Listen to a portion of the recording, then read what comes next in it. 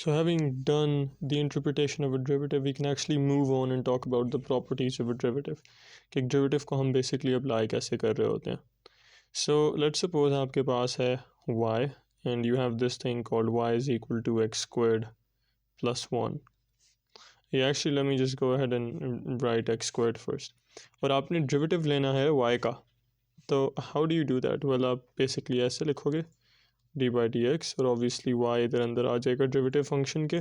So derivative is actually you can kind of say that the derivative is a function. जिस तरह आपके पास एक logarithmic function होता है, एक trigonometric function होता है, sin जिसके अंदर आप डालते हो sin x या sin theta, तो इसी तरह जो derivative है that is also you can kind of think of it as a function. So obviously you can't just take the derivative on one side of the equation, you have to take it on both sides of the equation. So you're gonna get this thing right over here. और फिर अब आपको ये क्या कह रहा है, आपको इस चीज़ से बेसिकली पता चल रहा है कि इस x स्क्वायर्ड का मैंने derivative लेना है. So how do you do that? Well, this is gonna become dy by dx and हम x स्क्वायर्ड का derivative ले सकते हैं using our chain rule. So this is gonna be 2x और ऊपर power 1 आ जाएगी. Now let's look at a different example. So this right here is d by dx और हमें कहा गया है कि यहाँ पर हमारे पास एक इक्वेशन थी y equals x squared plus 1. ठीक है, so we take the derivative again and this time we get something that looks like this. अच्छा, अब हमने derivative को define कैसे किया था? हमने derivative को define ऐसे किया था कि हमने कहा था कि derivative basically limit है आपके slope की. ठीक है, और limit कब थी आपके slope की? Well, it was basically your slope which was change in y over change in x. ठीक है, और हम क्या कह रहे थे? हम कह रहे थे लिमिट इस चीज़ की चेंज इन वाई और चेंज इन एक्स की, लिमिट स्लोप की as delta X approaches zero. तो एसेंशियली डेरिवेटिव क्या है? डेरिवेटिव एक लिमिट है. तो जो प्रॉपर्टीज़ लिमिट्स की थी ना, एग्जैक्टली वही प्रॉपर्टीज़ डेरिवेटिव्स की होंगी. सो अगर यहाँ पर हमारे पास एक लिमिट होती तो हमने क्या करना था? हमने वो लिमिट जाकर इस पर भी अप्लाई कर देनी थी, हमने वो लिमिट जाकर इस पर भी अप्लाई कर देनी थी, और वही एग्जैक्ट काम हम इस केस में करेंगे. सो this is gonna B dy by dx and this is going to be d by dx of x squared plus d by dx of 1.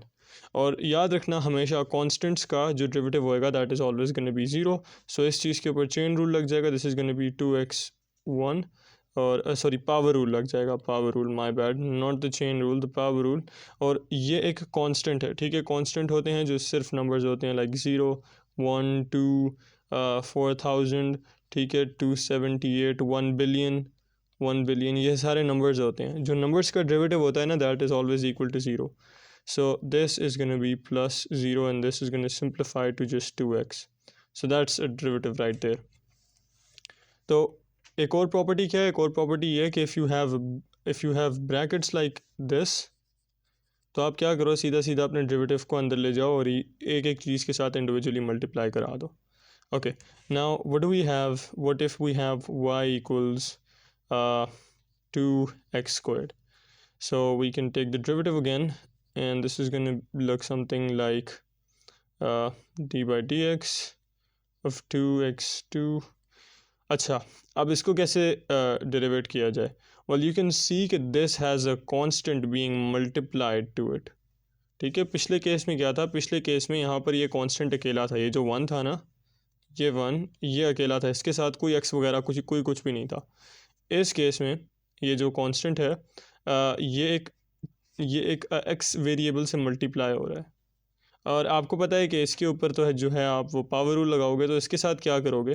Well, जिस केस में कांस्टेंट मल्टीप्लाई हो रहा हो किसी भी वेरिएबल के साथ, तो आप उसको बाहर पॉप आउट कर सकते हो. So this can actually be written as this 2 multiplied का साइन में डॉट से रिप्रेजेंट करो by the derivative of x squared. ठीक है, इसको सॉल्व कर लो. So this is gonna be 2 times x squared का derivative is gonna be 2x, so this is gonna be 4x. ठीक है, that's gonna be your answer. अच्छा, what if you have something that is being multiplied? ठीक है, so you have y is equal to divided, so you have y is equal to x squared by 2. इसके साथ क्या करेंगे?